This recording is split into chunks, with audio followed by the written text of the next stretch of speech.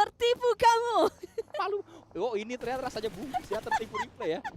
Berasa kayak bungkus Naedi Bang. Kalau lagi ngebawain timnas Indonesia ada replay ternyata salah, dan ini bukan replay dog, mendapatkan satu pemain Ziol. Kembali ada fight antar tim Mongolia. Sebelumnya For Miracle Vibes berhasil menang atas tim Vulcan. Saat ini IHC yang coba dilawan oleh For Miracle Vibes, tapi ada tim pemuncak klasemen sementara yaitu D plus Kia Nolbu tumbang. Terlalu mudah Nolbu tumbang membuat PR besar dimiliki oleh D plus Kia. Ini yang harus kita lihat seperti apa pergerakan dari D plus Kia, tapi ternyata Dog akan berhadapan juga dengan satu pemain dari Alula, dan ternyata Gatlas lah yang mendapatkan dan menyelesaikan For Miracle Vibes pulang dengan poin sangat tidak maksimal. Hanya ada satu poin saja. Dengan demikian, posisi dari 4MV terhenti. Langkahnya terhenti untuk sementara waktu, tapi Rogue akan punya PR yang cukup berat untuk menahan pergerakan dari D plus Kia. Red Zone buatan dibangun untuk D plus Kia, tapi sementara waktu D plus Kia pun masih punya ruang gerak. Karena memang ini masih stage kedua. Jadi masih ada tempat-tempat untuk mereka lakukan repositioning dan lain-lain, tapi ternyata Osal terkena tembakan yang cukup merepotkan dari Brute Force Repot. Udah ada pergerakan lagi. Kai kali ini yang terpantau dengan memanfaatkan sebuah bagi menjadi bagi man. Berpindah menuju Prepot. Blue Zone akan menjadi satu tantangan tersendiri, tapi masih ada Mirado untuk Prepot. Kita berpindah kembali menuju Kai. Apa yang bisa dia lakukan?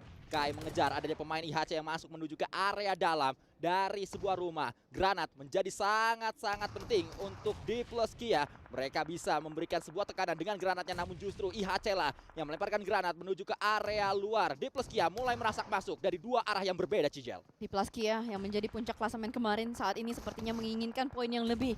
Agak sedikit lambat untuk fight, tapi ternyata Godless connect menuju ke arah kawannya. Oh no, blunder terjadi. Granat yang bisa mendapatkan lawan dan kawan secara bersamaan, tapi Chips dengan shotgunnya, demo shotgunnya, sama-sama menggunakan shotgun. Di 2 melawan 2, posisi yang berimbang, tapi Godless memasak satu granat, bakal dilontarkan menuju ke arah bagian second floor-nya. Tidak connect, tidak kena siapa-siapa. Chips masih bertahan sementara waktu, tapi apakah Chips mampu melawan dua teman atau dua lawan yang lain ada di bagian bawah? Godless mendapatkan granat tadi, masih ditahan saat ini. Chips sementara waktu sudah mengumpulkan 8 elimination untuk timnya, namun ternyata kelihatan menjadi 9 dengan match kali ini karena sudah ada satu elimination lagi yang diberikan Chips menuju tim D plus Kia. Namun Prepot juga hadir. Prepot melemparkan granat. Prepot mencoba untuk bisa menghadiahi granat menuju ke pemain dari IHC, namun ternyata iyalah sangat menyala karena satu pemain tersebut berhasil mendapatkan IHC. IHC diberondong dari kanan kiri, bahkan 3 tim mengejar IHC. IHC bingung, IHC repot, D plus Kia pun bingung karena sama-sama ada di rumah yang sama, hanya berbeda lantai saja. Tapi enaknya IHC dia masih punya teman. Kalau Chips dia sendirian saja. Sekarang saat ini memasak granat, dilontarkan menuju ke bagian bawah, meledak. Ternyata tidak kena siapa-siapa karena memang masih ada beberapa obstacle yang menahan, tapi Brute Force pun menghujani rumah tersebut dengan granat. Semua sisi jendela dilontarkan granat demi granat, tapi hanya dibuang-buang saja. Namun Neos satu granatnya connect, tapi masih ada 2 lagi di bagian bawah. Akhirnya sedikit tarik mundur karena Blue Zone yang memaksakan Brute Force harus bergerak maju. Menjadi sebuah satu fight yang menarik.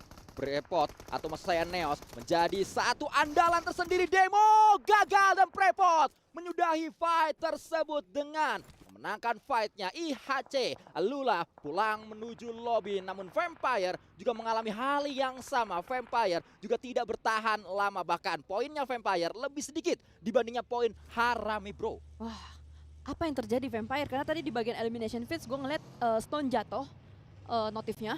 Dan mereka tuh kayak kejegal sama Mad Bulls, dan posisinya gue gak terlalu pasti ada di bagian mana. Tapi pengikisan massal terjadi saat ini. Dari 16 tiba-tiba sisa 11. Dan ini udah stage keempat juga, udah mid to late game. Brute Force dengan tadi ngotot Ya. cukup lumayan lah. At least masih bisa mendapatkan beberapa points eliminations. Saat ini 6 bahkan mereka kantongin. Jadi walaupun mereka selesai di mid game, masih ada poin yang bisa menyokong mereka. Tapi tim Liquid yang dimana kita lihat tadi tempatnya enak, saat ini sedikit tidak enak karena berada di bagian open fieldnya. IC screening, satu pemain connect tembakannya, bahkan 2 pemain saat ini stuck, gak bisa kemana-mana. Dapat lagi IC, Scarel kali 4 adalah kunci untuk IC.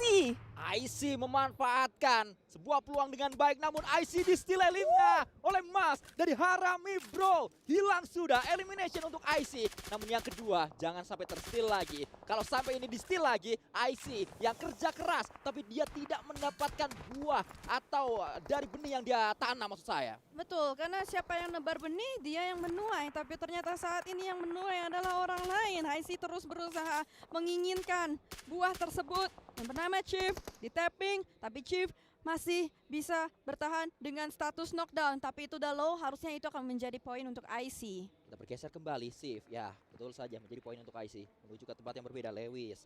Yang saat ini sudah menguasai area gedung utama dari Ya, harusnya. Karena kan hanya yang jahat-jahat saja yang ditangkap. Ya, Irangel.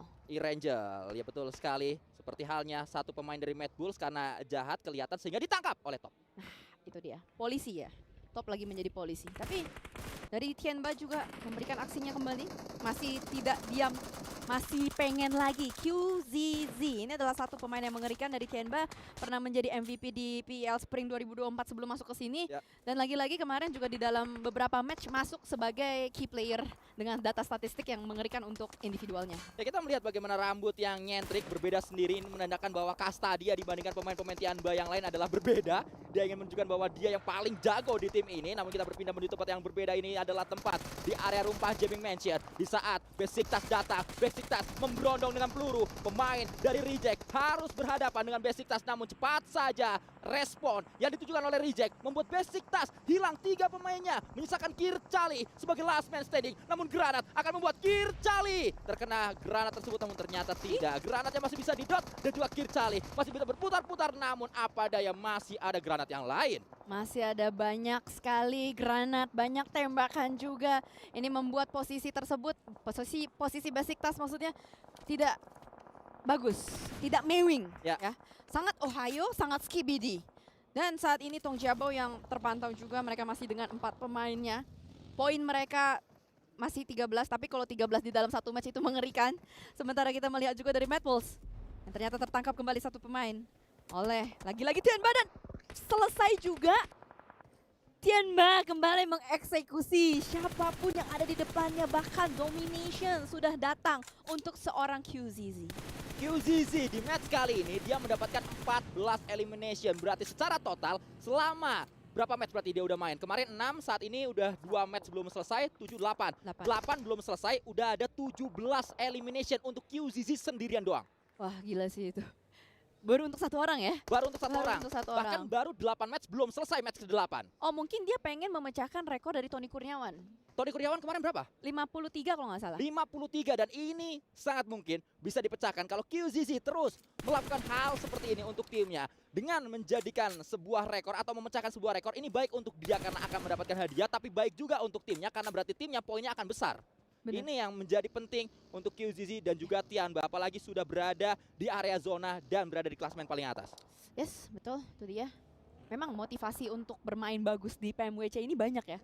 Selain kelihatan keren, masuk data statistik, ada banyak sekali reward-reward yang akan dibagikan. Bahkan lihat lagi QZZ kembali menunjukkan aksinya, action yang kali ini menjadi korban jiwa dari QZZ.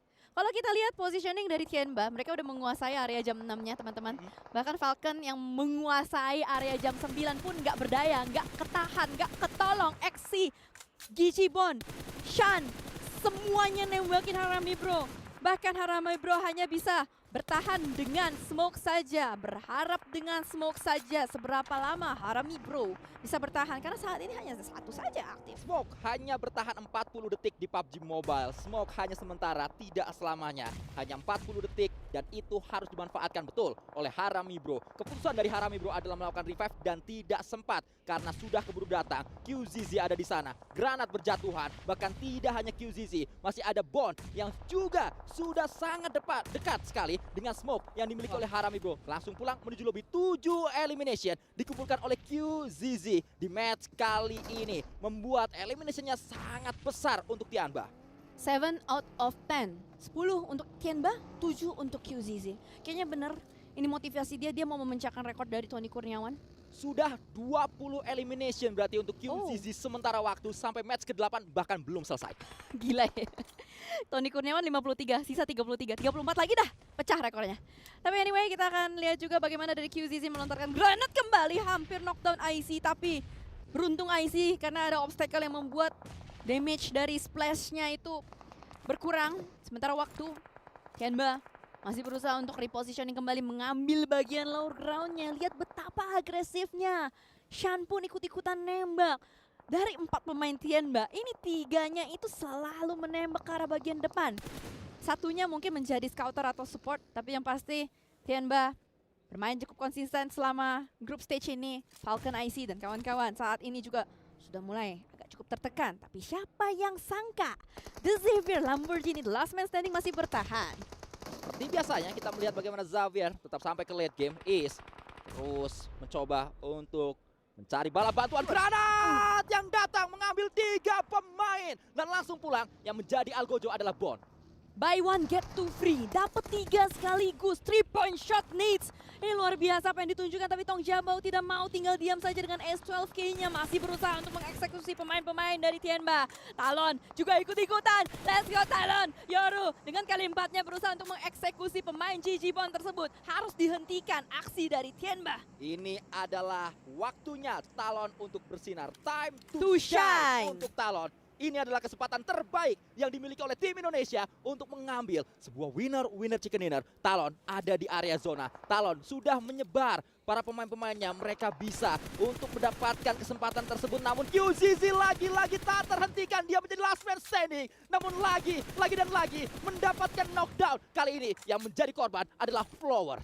Proning shoot dari QZZ masih cukup mematikan. Tidak ada yang bisa menghentikan QZZ sementara waktu. Bahkan menjadi pemain terakhir pun rasanya seperti berdua ataupun bertiga. Tapi Talon, mungkinkah Talon bisa melakukan backstep? Tapi posisi Talon sudah mulai terdeteksi oleh satu pemain dari Tong Jabao. QZZ terus memberikan pressure menuju ke arah Tong Jabao. Tapi ternyata Lamborghini the last man standing pun tidak tinggal diam. Mau memberikan aksi, mau namanya muncul di elimination pitch. Satu pemain down dan Yoru yang menyelesaikan QZZ. Let's go Talon, masih ada nyawa, masih ada kesempatan di match ini. Kenapa saya menyebutkan ini adalah kesempatan terbaik untuk Talon untuk mendapatkan winner chicken dinner? Karena Talon masih ada 3 orang. Di saat Tong Jabao knockdown satu pemainnya, walaupun saat ini sangat disayangkan, Tong Jabao sudah kembali dengan 3 pemain aktif lagi. Xavier hanya menyisakan Lamborghini saja, dan Lamborghini sudah dipastikan tidak akan banyak gerakan yang dia lakukan, menunggu fight antara Talon dan Tong Jabao pecah terlebih dahulu. Tapi harusnya Tong Jabao sadar. Harusnya Tong Jabao tahu, karena tadi Lamborghini sempat lempar granat. Nah itu dia. Aduh kurang jauh, dikit lagi. Coba lagi ayo Tong Jabao, kalau masih ada granat mungkin akan dicoba. Ada splash damage tadi menuju Lamborghini, namun tidak cukup untuk membuat Lamborghini pulang, hanya membuat ping saja HP dari seorang Lamborghini. Granat kedua mungkin akan on point, dan inilah dia granat yang kita nanti-nantikan. Granat yang sudah dilemparkan, granat menuju ke area sebelah kiri dan gagal untuk mendapatkan seorang Lamborghini. Ada granat selanjutnya, ada tembakan selanjutnya. Lamborghini diberondong terus-terusan, namun ternyata Lamborghini masih bertahan dan akhirnya Flowers membuat Lamborghini menjadi bunga. Oke, sudah selesai bunga di padang Irangel. Dan saat ini 3-on-3 situation menjadi last dance untuk match kedua. Masih stage ke-7, masih ada banyak ruang gerak. Tapi yang sangat disayangkan ruang gerak ini adalah open field. Tidak banyak tempat yang bisa dijadikan hiding spot. Tapi Only S dengan vehicle-nya sudah mulai berusaha untuk berputar-putar mencari informasi. Yoru yang paling dekat dengan Only S. Ketahuan atau tidak gue nggak tahu, tapi muter-muter di depan sana seperti ambulans ungi-ungi. Excel pun punya bagi sebenarnya. Jadi dari masing-masing tim ini punya vehicle, punya modal yang cukup kuat. Tapi Yoru membuka tembakannya, malah Yoru yang down. Oh my god. Yoru sangat disayangkan keputusannya. Terlalu gegabah di saat tidak adanya backup menuju ke arahnya, membuat Yoru tumbang, membuat pertahanan yang dimiliki oleh Talon, setup yang dibangun Talon sedemikian rupa harus pecah, dan Talon harus reset dari awal lagi. Talon harus membuat formasi baru lagi dengan hanya 2 pemain terakhir. Itu adalah Linux dan juga Axel. Axel, Linux, pop out smoke dilakukan. Pingin menyelamatkan Yoru, tapi gue nggak tahu apakah Yoru bisa selamat atau tidak, karena sepanjang mata melihat ini kayak flat ground. nggak terlalu banyak obstacle yang bisa dimainkan, hanya ada lower ground tipis-tipis saja dengan modal smoke. Tapi Axel, let's go!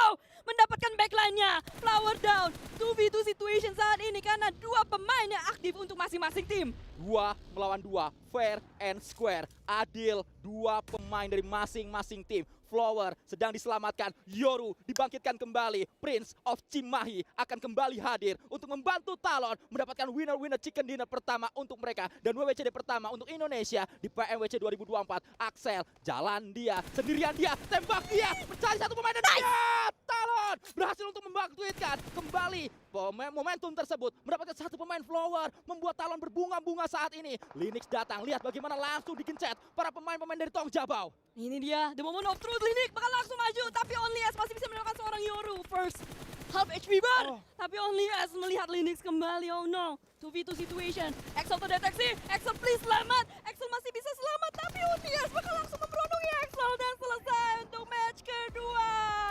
Tong Jabau merebut winner chicken dinner dari Talon dan nice try untuk Talon Esports.